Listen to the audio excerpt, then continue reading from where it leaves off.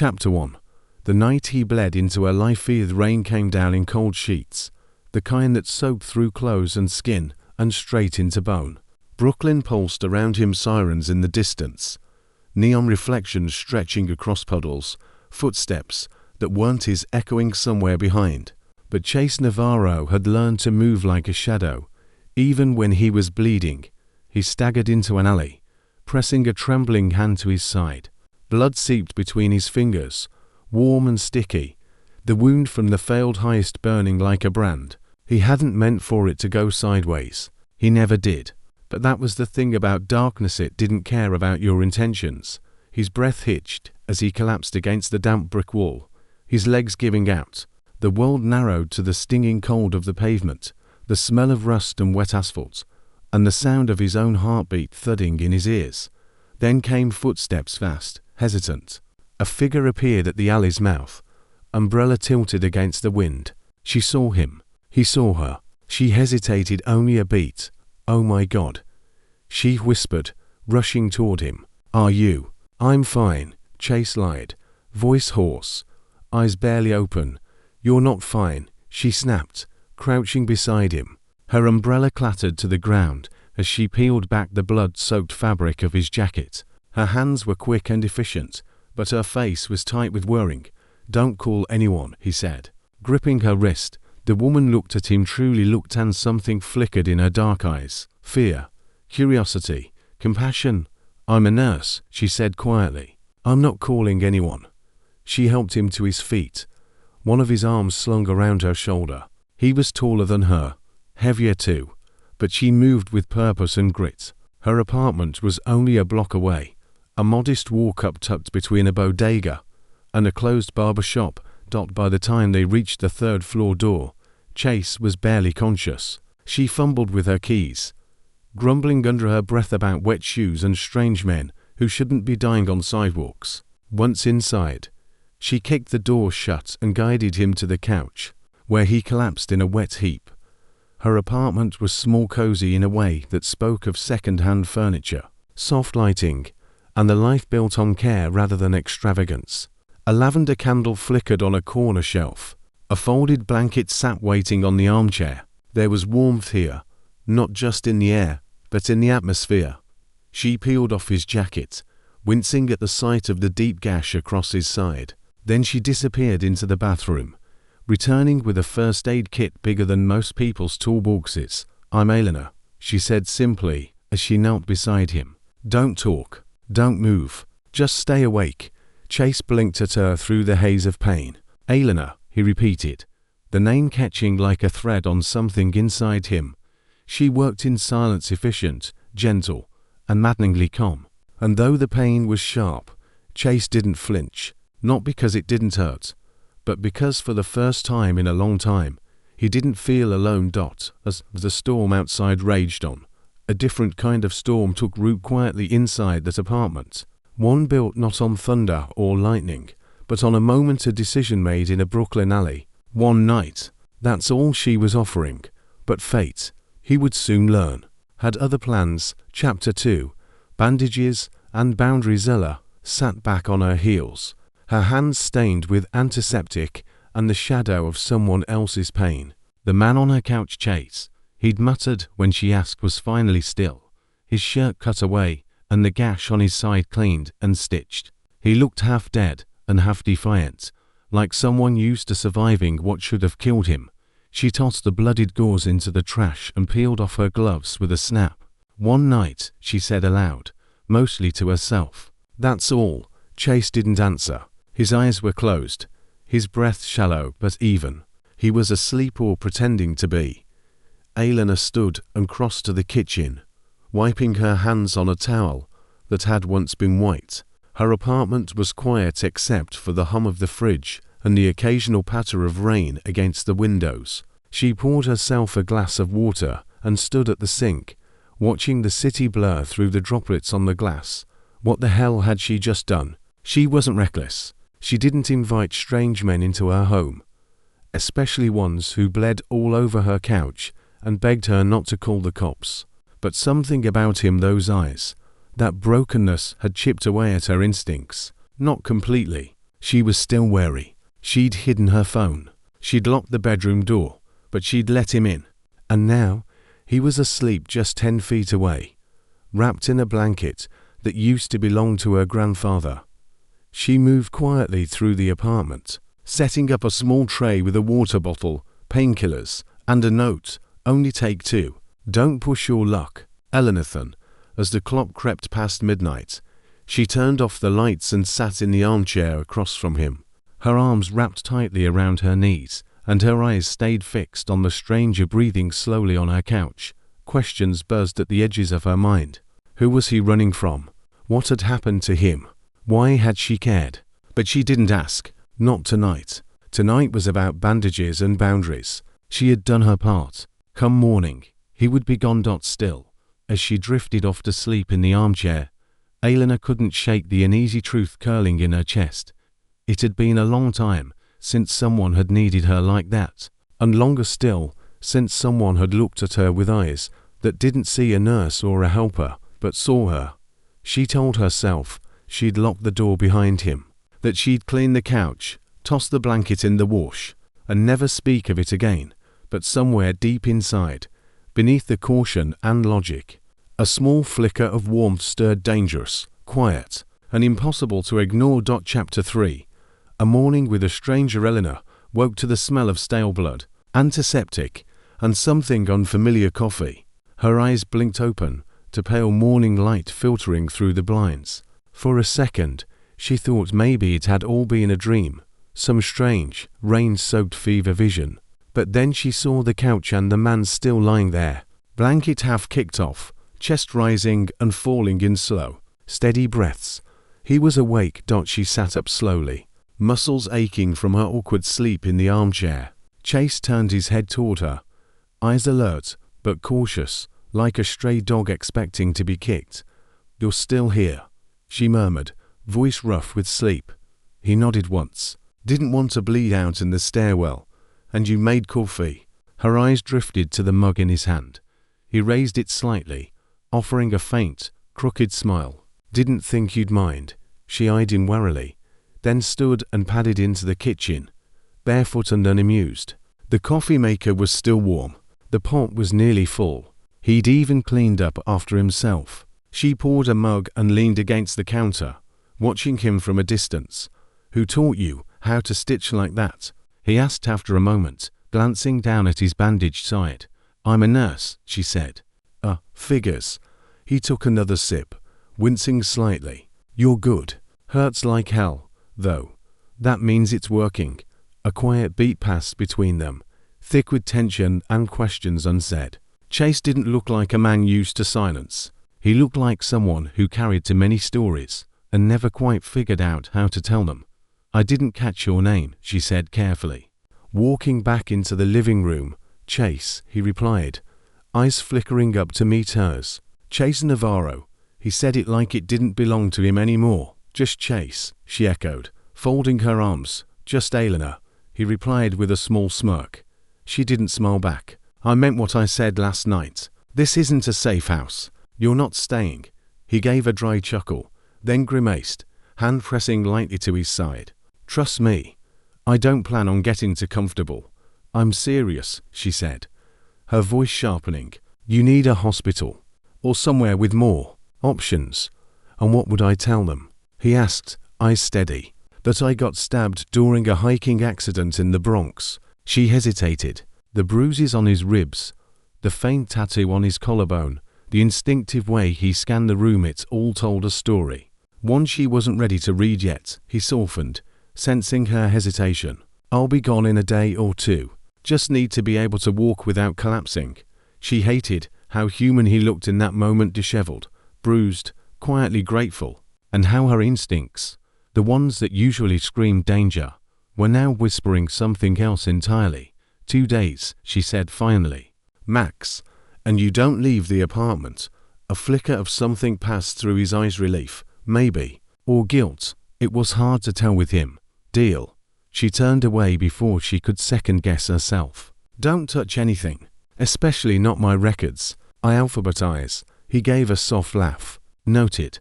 As she moved around the apartment getting dressed, tying her shoes, gathering her things for work. She couldn't shake the feeling that something had shifted, that letting him stay, even for a little while, had nudged her life off its axis. He wasn't just a stranger on her couch anymore, and that, she knew, was dangerous. Chapter 4. Shadows on the wall. By the time Elena returned from her shift that evening, the sky was already bruising into twilight, and her limbs felt like they were made of stone.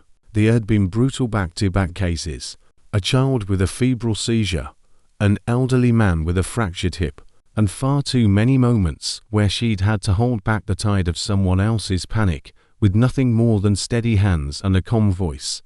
All she wanted was silence, dinner, and a hot shower.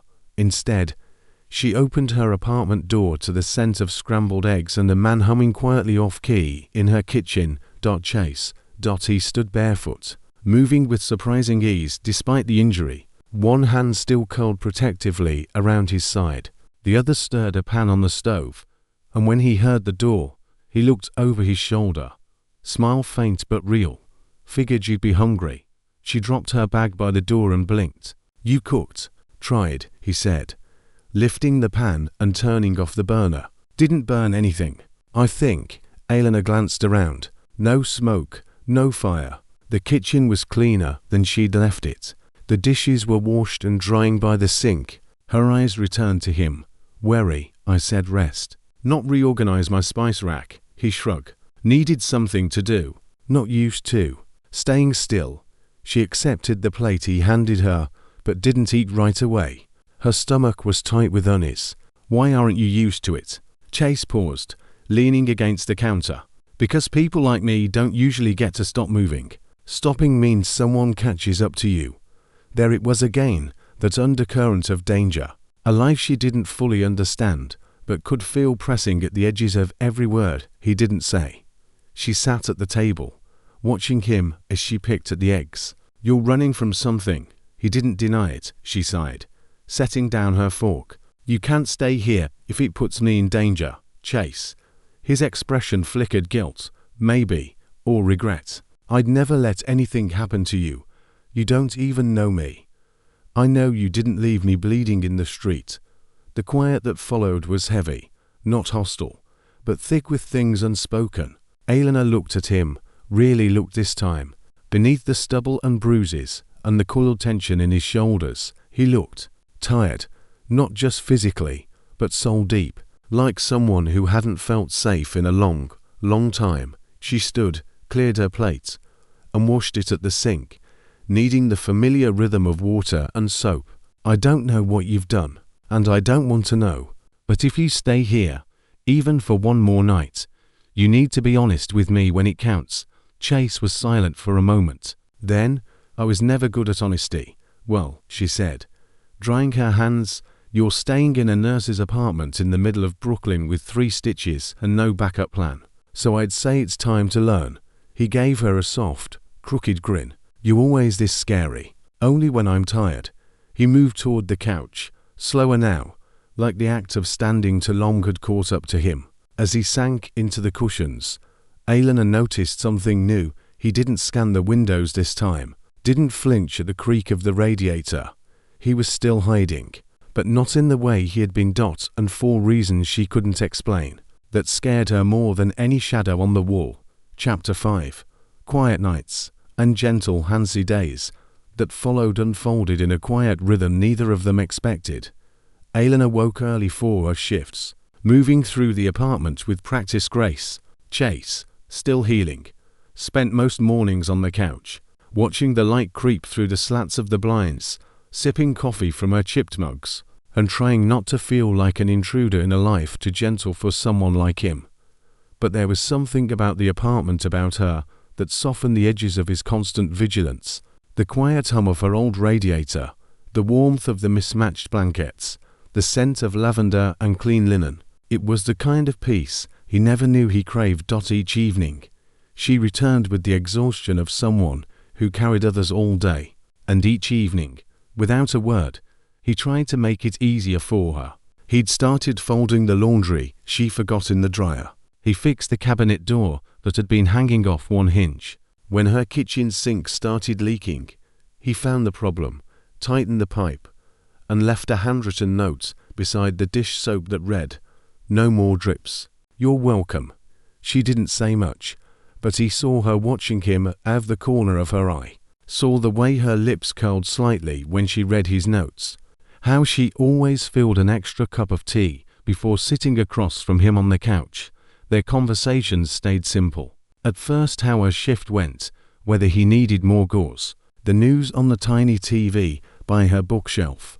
But gradually, things began to loosen. He told her he liked watching cars on the street below, that engines had always calmed him, even as a kid. She confessed that she kept her late father's stethoscope in her drawer she never opened, that she sometimes talked to it when she was lonely. He never laughed when she got quiet. She never cried when his voice dropped off. Instead, she changed his dressings with careful hands and the nurse's focus, her touch professional but never cold. And Chase, who had flinched 4 years from both pain and kindness, found himself leaning into her presence like it was the only steady thing in a life full of chaos. One night, the power flickered out during a thunderstorm. The city outside their window glowed dimly with backup lights and passing headlights, but inside, candles lit the space in soft pools of golden light. Elena made grilled cheese on the stove, and they ate on the floor, backs against the couch, knees almost touching. Chase turned to her in the silence between thunderclaps. "Why haven't you kicked me out yet?" She didn't look at him right away, just took another bite and chewed slowly before answering. "Because," she said quietly, "you look like someone who's never been given a real reason to stay." He said nothing, but something inside him cracked open. That night, as he lay on her couch and listened to the sound of her breathing from the bedroom, Chase realized this wasn't just a place to hide. It had become something else entirely. A pause in the running, a breath in the middle of the chaos, a beginning he never asked for, but was slowly starting to need. Chapter 6. The Brooklyn sunset packed sun was melting into the skyline, casting the Brooklyn rooftops in shades of burnt orange and honeyed gold. It was one of those rare, quiet evenings where the city seemed to hold its breath, and so did Chase. He stood on the fire escape outside Elena's window, one hand resting on the rusted railing, the other tucked protectively around his healing side. From up here, the world looked smaller, softer, like it hadn't spent years chasing him inside. Elena emerged from the kitchen with 2 mugs of tea, her eyes squinting slightly in the amber light. "I figured you'd sneak out here," she said, stepping through the window frame. "Didn't sneak," he said with a hint of a smile, "just followed the light." She handed him a mug and leaned beside him against the railing. Their shoulders brushed, then settled into that easy space where neither needed to move away. "Nice view," he murmured. "I like the way the sun hits the bricks right before it disappears," she said. "Makes everything look golden." Chase glanced sideways at her. Her profile glowed in the fading light, soft eyes, tired but gentle, lips curved in a quiet half-smile. She didn't look like someone who had carried the weight of strangers all day. She looked at peace. "Can I ask you something?" she said, without looking at him. "Depends," he replied. "Is it a nurse question or a personal one?" "Personal." He sipped his tea, bracing himself. "Shoot. Have you ever had someone you could tell the truth to?" He hesitated. The city below buzzed with the distant honk of traffic and laughter from an open window somewhere. "No," he said finally. "Truth's always been dangerous." Elena nodded slowly, as if she understood more than she let on. "What if, for one night, it wasn't?" Chase turned to her fully, brow furrowed. "What do you mean?" "I mean," she said, setting her mug down on the sill, "what if we made a pact, just for tonight? No lies, no deflection, just 2 people on a fire escape telling the truth." He blinked. "That's a pretty dangerous game. Only if we break the rules." Chase chuckled under his breath. "You first, then." She paused, then said, "I'm scared all the time. At work, at home. Not the kind of fear that makes you scream, more like the kind that sits in your chest and makes you question every good thing that happens." He looked at her for a long moment. "You hide it well. I've had practice." Silence again. Then Chase's voice, low and hesitant, I used to dream about driving until the road disappeared. Like if I went far enough, all the things I'd done would get smaller in the rearview mirror.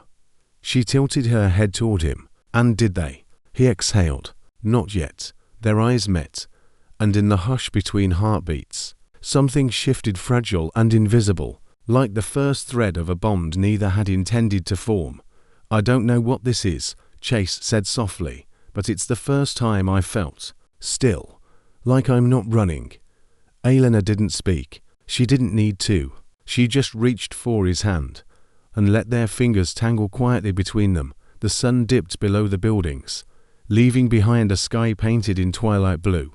And for the first time in a long time, two broken souls sat side by side, wrapped in a truth neither of them had expected to share, just for one night. Chapter 7.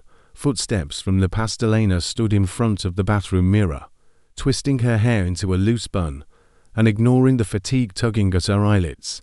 Another 12-hour shift had drained her, but she couldn't deny the strange calm she felt knowing Chase was still in the apartment resting, safe, not out on the streets bleeding or running. She didn't ask where his thoughts wandered when he stared out the window for hours, and he didn't ask why she always left the hallway light on when she went to bed. It was their unspoken understanding. Some things were allowed to remain quiet. Until the knock. It came. Just as she turned off the bathroom light, 3 sharp raps at the apartment door. Chase was off the couch instantly. Faster than any man with stitches should move, he pressed himself to the wall by the door, face pale and taut. Elena, heart hammering, moved toward the peephole. "Who is it?" she asked, voice trembling. "Old friend," came the reply, male, gruff, familiar. By the way, Chase's entire body seemed to freeze. "Elena, don't open it," he whispered urgently. "Please." The voice outside knocked again, softer this time. "Come on, man. I know you're in there. Heard what happened. They think you're dead. You gonna let me believe that too?" Chase clenched his jaw, eyes flicking around the apartment like a trapped animal. "It's Leo," he said under his breath. "Used to run with him. He's not someone I want near you." Elena's mind spun, trying to grasp the magnitude of what was happening. She had known he was hiding, but the reality of it, the danger curling just on the other side of her door, hit her like ice water. "What do you want me to do?" she asked, voice low. "Steady." Chase hesitated. "Don't let him in. Not now." The knocking stopped. Footsteps moved away, slow and deliberate. Then silence. Elena stood frozen for a long moment before locking the deadbolt with shaking hands. Her heart pounded in her chest, but she kept her voice level. "Go sit down before you reopen your stitches." Chase didn't argue. He sank back onto the couch, rubbing his hand over his face. She sat across from him, hands folded tightly in her lap. "That man knew your name, knew what happened. Who else knows?" "I don't know," Chase said, voice rough. "But if Leo found me, others could too." "Chase," she said slowly, "you told me you weren't putting me in danger. I meant it, but you are." The air between them thickened. He leaned forward, elbows on his knees. "I never wanted to drag you into this. I just needed a place to breathe, and I gave you that. I gave you space to heal, to rest. But I need to know if someone is going to come back." He looked up at her, eyes full of something raw: guilt, regret, fear. "I'll figure it out, I promise." But promises meant little when the past could knock on your door with a single name and shatter the fragile safety you thought you'd found. That night, Elena double-checked every lock on the door before retreating to her room. And as she lay in bed staring at the ceiling, one truth clung to her thoughts like smoke. She was no longer just a nurse helping a stranger. She was tethered to a man whose secrets were beginning to knock louder than his heartbeats. Chapter 8. Choices. In the silence, morning came in slowly, grey and quiet, like the world itself was holding its breath. Elena sat at the small kitchen table, hands wrapped around her mug of tea, untouched. Chase stood across from her, shoulders tense, his duffel bag half-packed and sitting by the door. The silence between them was thick with everything neither wanted to say. "I should go," he said at last, voice low and measured. "You think that solves anything?" she replied. not looking at him. You think disappearing makes this better? I don't want trouble knocking on your door again. I don't want Leo or anyone else from that world near you. You're not protecting me by running. I'm not dragging you down with me either.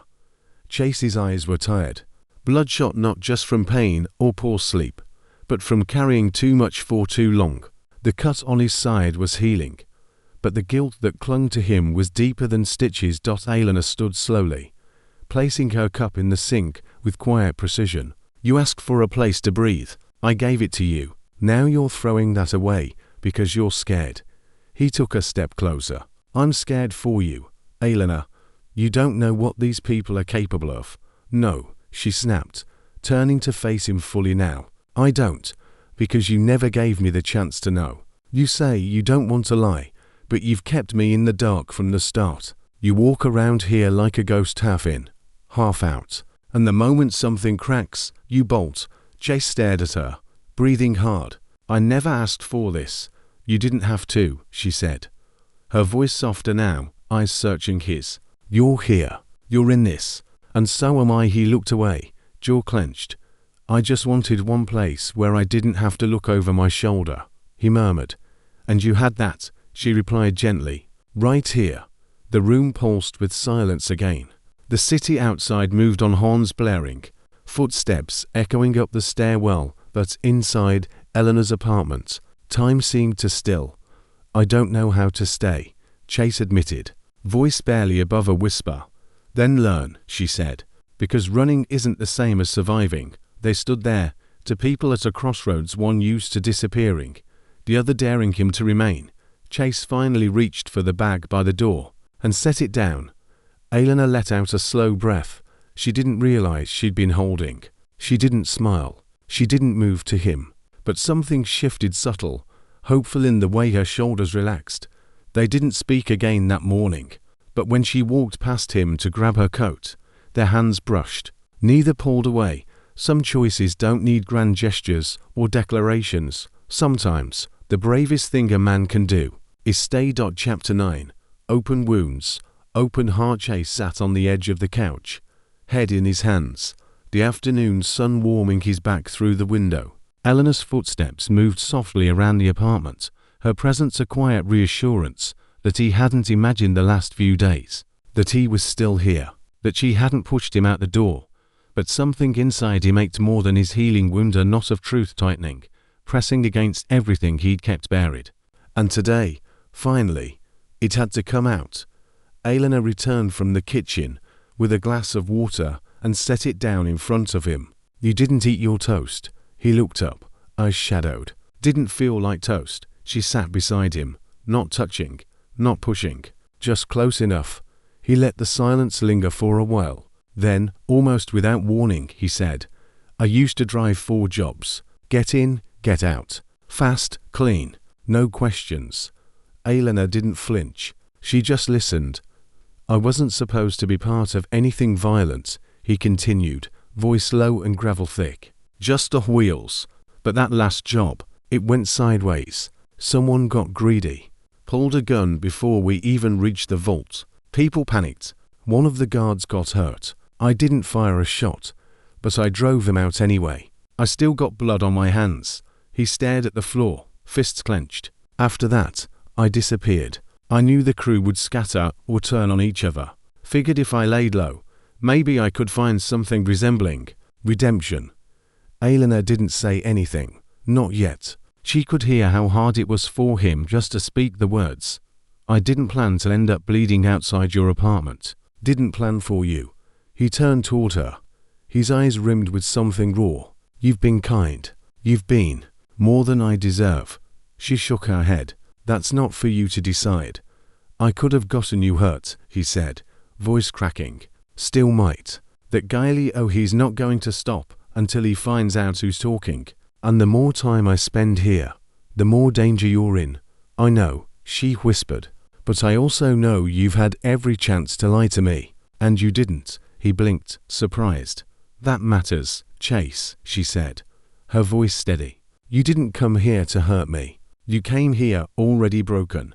He opened his mouth, then closed it again, overwhelmed. Without a word, Elena reached out and gently took his hand. Not as a healer, not as a nurse, but as a woman who saw his pain and chose to hold it anyway. "Do you want to be better?" she asked softly. He looked at her, eyes glinting. "I don't even know what better looks like." "Then let's figure it out, together." Chase let out a shaky breath, his grip tightening around hers. And just like that, the dam broke, not in a dramatic flood, but in the quietest, most human of ways. A wound finally exposed to light. A heart cracked open not by force, but by trust. It wasn't forgiveness, not yet, but it was a beginning. Chapter 10. The dance of almost love. Elena stood at the stove, humming quietly as she stirred a simmering pot of lentil soup. The rain tapped gently against the window pane, a soft percussion to their shared silence. Behind her, Chase sat at the small dining table, flipping through an old paperback she'd left on the counter days ago. The pages crackled each time he turned one, his brow furrowed in focus. It had become a rhythm now, this life they were building, day by quiet day. Mornings with coffee and unspoken smiles, evenings filled with flickering candlelight and the occasional brush of hands when they reached for the same dish. The tension between them was no longer sharp. It had settled into something warmer, gentler, something that waited patiently, like a melody about to resolve. "Soup's almost ready," Elena said. Glancing over her shoulder, Chase looked up and smiled. "Smells like actual food." "I'm impressed." She rolled her eyes. "Better than your burned eggs." "Hey, those were rustic." They shared a laugh, soft, easy. It filled the apartment in a way silence never could. After dinner, she pulled a playlist from her phone, something soft and old-fashioned, and let it hum through the speakers. The warmth of the food, the music, and the dim lighting wrapped around them like a cocoon. "Do you dance?" Chase asked, watching her sway ever so slightly as she cleared the dishes. She glanced at him, startled. "I used to. Before life got heavy." He stood, a little unsure of himself, and held out a hand. "What if it got light again? Just for tonight?" Elena hesitated, the dish towel still in her hands. Then, slowly, she placed it aside and slipped her fingers into his. He pulled her into the living room just a few steps away, but it felt like crossing into something sacred. The music was barely more than a whisper now, but it was enough. He placed one hand on her waist, the other still cradling hers. She rested her free hand on his shoulder, heart racing. They moved in small circles, barely swaying, bodies close, but not too close. The air between them crackled with unspoken feelings, with months, maybe years of loneliness meeting its match. "You don't talk much when you're this close," she murmured. "Words don't always help," he said quietly, eyes searching hers. "But being near you does." The song faded into another, just as slow, just as soft. They didn't stop moving. Elena could feel the heat of him, the strength beneath the tenderness, and the way his gaze kept dipping to her lips and then back to her eyes. And then, somewhere between the first chorus and the second verse, it happened. He kissed her. It wasn't rushed or fiery, it was tender, hesitant, full of unspoken longing and unhealed cracks. It felt like a question, and when she kissed him back, it became an answer. They parted slowly, breath mingling, eyes wide, but unafraid. "I've wanted to do that for a while," Chase admitted, voice rough. "I know," Elena whispered, lips still tingling. They didn't call it love, not yet, but something inside both of them knew. They had just crossed a line, not into danger, but into something even more terrifying. Hope. Chapter 11. Sirens in the distance. Chase stood by the living room window, eyes fixed on the street below. His coffee sat forgotten on the windowsill. Gone cold hours ago. He watched a black car idle too long at the curb, watched two men loiter outside the deli across the street, speaking too little, watching too much. The city always buzzed, but today it felt louder, sharper, off. Behind him, Elena moved through the apartment quietly, folding laundry with methodical precision. She could sense his unease without needing to ask. "You've been pacing since sunrise," she finally said, not looking up from a pair of socks she was rolling together. "They're getting close." Chase muttered, not turning from the window. I can feel it. Elena stopped folding. You think it's your old crew. Not just think. I know. She crossed the room to stand beside him. Talk to me.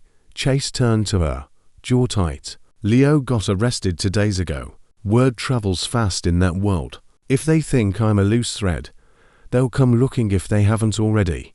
Elena's stomach sank. How do you know? I went out last night, he confessed, his voice low. I just needed air, a walk. I shouldn't have, but I did.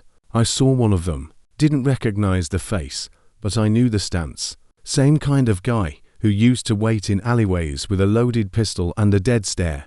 You should have told me. I didn't want to scare you. Well, too late.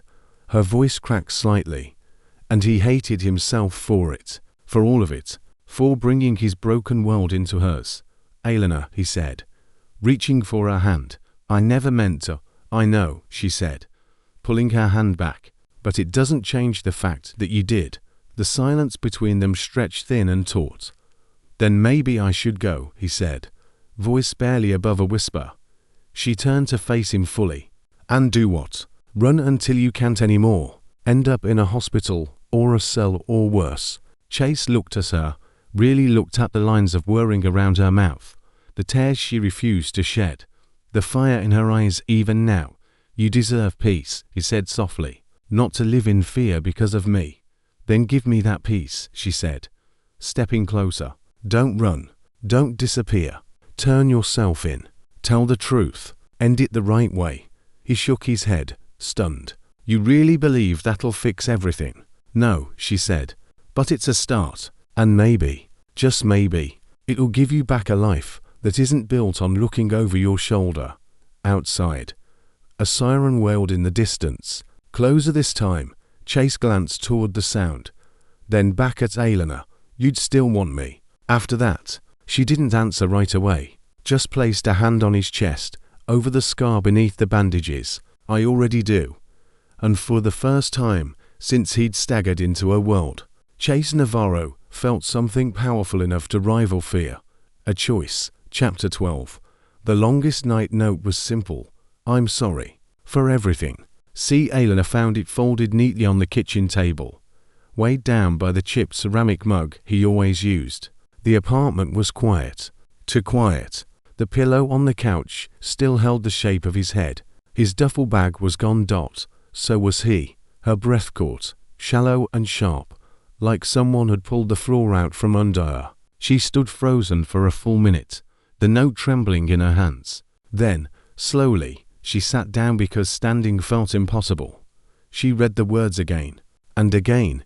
There was no explanation, no goodbye, just those 3 sentences scrawled in his uneven, slanted handwriting, the kind of note someone leaves when they think they're doing the right thing by walking away. And maybe, she thought bitterly, he really believed he was outside. The city moved on without her. A siren howled 2 blocks away. A neighbor's radio played muffled salsa through the walls. But inside her apartment, the silence had teeth. Elena made tea out of habit. She didn't drink it. She showered, standing under the water until it ran cold. She cleaned the couch where he used to lie. She folded the blanket he always reached for. She tucked the note into a drawer she rarely opened next to the stethoscope that belonged to her father. But no matter how she tried to move through the night like it was any other, it wasn't. It was the longest one she'd known in years, because she had let him in, not just into her apartment, but into the spaces of her life she never shared, into the quiet rituals and the vulnerable moments between days. She'd made room for him between coffee mugs and kitchen towels and sunlit silences, and he had filled them with a gentleness he didn't know he possessed. And now, it was just her again, but not quite the same version. The ache in her chest wasn't just about his absence. It was about the knowing, the unbearable knowing that he had wanted to stay, and still chose not to. She curled up in the armchair across from the empty couch, knees hugged to her chest, and let the quiet swallow her. The wind outside rattled the fire escape. The tea went cold, and somewhere, beneath the grief of what had ended before it could begin, a quiet, stubborn hope flickered in her chest. Maybe he left not because he didn't care, but because he did. Chapter 13. Healing in the hollow space. Days passed, then weeks. Life, in its relentless way, moved forward, dragging Elena with it. She went to work. She came home. She cooked meals for one, folded laundry in silence, watered the small fern on her windowsill that Chase used to call the jungle. But her apartment felt different now, quieter, heavier, like the walls remembered him too. Sometimes she would glance at the couch and expect to see him there, blanket half kicked off, pretending not to watch her while she read. Other times, she'd catch herself pulling 2 mugs from the cabinet before stopping short. Little things, ghosts in the spaces he used to fill. But Elena didn't fall apart. She couldn't. She carried too much for too long to break now. And yet, some nights, when the city's noise faded, and only her own breathing remained, she'd let herself feel it. The ache, the missing, the what-ifs. She never called anyone to find out where he went. She didn't want to know, not unless he wanted her to. Until the letter came. It was tucked between bills and flyers, the envelope smudged with rain and fingerprints. No return address, but her name written in that familiar slanted script stopped her cold in the hallway. She tore it open with shaking hands. Elena, I turned myself in 2 days after I left. I didn't run. Not this time. It wasn't because I was brave. It was because of you. You made me believe I could be more than the man they say I am, that I could still do something right, even if it came too late. The truth is, I was never running from them, I was running from myself. And when you looked at me like I was worth staying for, it undid something in me I didn't know was still whole. I'm not writing for forgiveness. I just wanted you to know that I'm still breathing, and that the longest night of my life was the one I spent away from you. Chase. Elena read it twice, then a third time. Slower. She pressed the paper to her chest and let the tears come. Quiet, steady, healing. He was alive. He had listened. He had chosen to do the right thing. Not for the world, not for justice, for her. She didn't know what would come next. If there would be visits, or second chances, or long walks under Brooklyn sunsets again. But for the first time in weeks, she felt the hollow spaces inside her begin to fill, not with certainty, but with hope. Chapter 14. Visiting hours and second chances. Correctional facility stood like a grey monolith against the sky. Cold, industrial, surrounded by chain-link fences and gravel paths. Elena clutched her visitor's badge between her fingers as she waited in the echoing lobby, heart drumming so loudly it was hard to think. She had rehearsed what she might say 4 days. I missed you. I'm angry. I'm proud. I don't know what we are anymore. None of it felt right. When the guard finally called her name, she followed him down a narrow hallway, her footsteps muffled on the worn linoleum. They stopped at a small room lined with glass panels. She could already see him sitting on the other side of the glass, wearing a pale blue prison uniform, hands folded, eyes down. Then he looked up. And for a moment, time forgot how to move. Chase looked different, paler, maybe, slimmer, but his eyes, those storm dark eyes, still held the same fierce softness she remembered. When he saw her, they lit up like someone had opened a window to let the sun in. She picked up the receiver. So, he said, voice crackling through the static. You really came. She tried to speak, but her throat tightened. After a beat, she managed. You kept your promise. I'm trying, he said, fingers tapping nervously on the table. It's harder than I thought. Not the time, but facing it. She nodded, eyes stinging. I got your letter. I didn't think you'd answer it. I didn't think I'd be able to, she whispered. But then I realized I already had. Every day since you left, they looked at each other through the scratched plexiglass. To people changed by choices and pain, by quiet dinners and dangerous truths. There was so much between them now, but also nothing at all. I miss your couch, he said with a small smile, and the way you always oversteep your tea. Elena laughed, tears slipping down her cheek. I still make 2 mugs. I just don't know what to do with the second. They sat in silence for a moment, neither rushing the conversation. I'm not asking for anything, Chase said, voice rough. Not a future, not a second chance, just this, just knowing you're okay. I'm not okay, she said softly, but I'm getting there, and I think you are too. His hand pressed flat against the glass. Slowly, she lifted hers to mirror it, their fingers aligned, separated by plastic and rules, but joined in something stronger than any cell wall, hope. I don't know what comes next, Elena said, her voice steady now. Neither do I, he replied, but I'd like to find out, with you, if you'll let me. She smiled, tears falling freely now. Let's start with next time. And for the first time since that night he disappeared, Chase Navarro allowed himself to believe in something better than survival. He believed in second chances. Chapter 15. Homecoming and forever Earth gates groaned open under the weight of rust and time. Chase stepped out slowly, his breath catching in the crisp morning air as if it were the first time he'd tasted freedom in years. He carried nothing but a small duffel bag slung over his shoulder, and the weight of all the days he had lived without her. His hands were steady, his heart not so much, but when he saw her standing by the sidewalk with the steaming cups of coffee, a worn hoodie tucked into her coat, and her hair caught in the breeze, everything inside him settled. Elena. She looked exactly the same, and entirely different all at once, stronger somehow, softer in a way he recognized only because he'd once lived beside that softness every day. She smiled wide, nervous, radiant. You're late, she said, lifting a cup toward him. He smiled back, slow and stunned, walking the final steps to her like he wasn't sure it was real. Had to take the scenic route. When he reached her, he took the coffee, set it down without a sip, and pulled her into his arms. There were no words at first, just the warmth of her body pressed to his, the way she clutched the back of his coat, like she was anchoring him to the earth. He buried his face into her neck, breathing her in like a prayer. I didn't think you'd wait, he whispered. I didn't think I'd know how to stop. They pulled back just enough to see each other. His eyes were glistening, and hers already brimmed with tears. I still don't have it all figured out, he said. Still don't know what comes next. I don't need you to know, she replied. Just promise me you won't walk away again without letting me walk with you. Chase nodded, forehead resting against hers. You have a place to stay, she said gently, echoing the words she once told him on a stormy night that changed everything. He smiled. I already do if it's with you.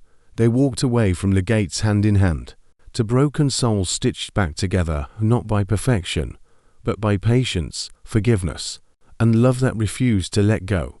The apartment would still be small, the future still uncertain, but the nights wouldn't be stolen anymore, and the wounds, though still tender, had finally begun to heal, together, forever. The end.